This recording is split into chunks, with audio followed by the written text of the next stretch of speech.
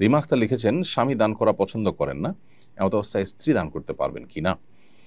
উত্তর হলো যে স্ত্রী দান করতে হলে তার নিজের সম্পদ থেকে দান করতে পারবেন তিনি, এবং স্ত্রীর নিজের সম্পদ দান করার ক্ষেত্রে স্বামীর সম্মতির প্রয়োজন নেই। অর্থাৎ স্বামীর সম্মতি নেওয়া ছাড়াও তার সম্পদ থেকে তিনি স্বাধীনভাবে দান করতে পারবেন, কারণ শরিয়া প্রত্যেকের সম্পদের ক্ষেত্রে পরিপূর্ণ মালিকানা এবং সেখানে হস্তক্ষেপ করবার এখতিয়ার শুধু তাকেই দিয়েছে, অন্য কাউকে নয়। সো আপনি নিজে মালিক হলে আপনার সম্পদ আপনি দান করতে পারেন, কিন্তু স্বামীর টাকা থেকে বা স্বামীর সম্পদ থেকে যদি দান করতে হয় সেক্ষেত্রে স্বামীর কিন্তু সম্মতি প্রয়োজন।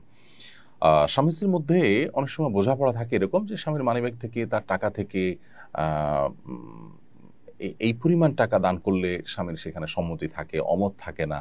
তাকে জিজ্ঞেস করলে তিনি অমত করবেন না, আপনি নিশ্চিত? এরকম ভালো সুসম্পর্ক থাকলে সেক্ষেত্রে স্বামীর মৌন সম্মতি আছে ধরে আপনি স্বামীর টাকা থেকে দান করতে পারবেন।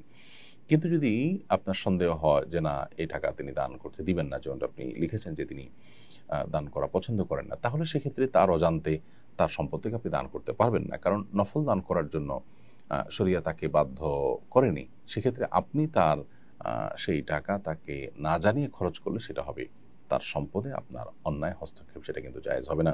যদিও কাজটা ভালো, কিন্তু এই ভালো কাজ করবার জন্য আপনি আরেকজনের হক নষ্ট করতে পারেন না, যেহেতু শরীয়ত তাকে এটা করতে বাধ্য করেনি। সো এক্ষেত্রে স্বামী স্ত্রী উভয়ে পরস্পরের অধিকার এবং প্রাপ্য এবং কতটুকু অধিকার আছে সেই মাপজোপগুলো আমাদেরকে বুঝে তারপরে করতে হবে। এমনিতে স্বামীকে তার সম্পদ থেকে দান করার জন্য উদ্বুদ্ধ করা যেতে পারে এবং তার সম্মতি আদায় করে তারপরে সেখান থেকে আপনি দান করতে পারেন। অন্যথায় আপনি তার সম্পদের থেকে দান করতে যাবেন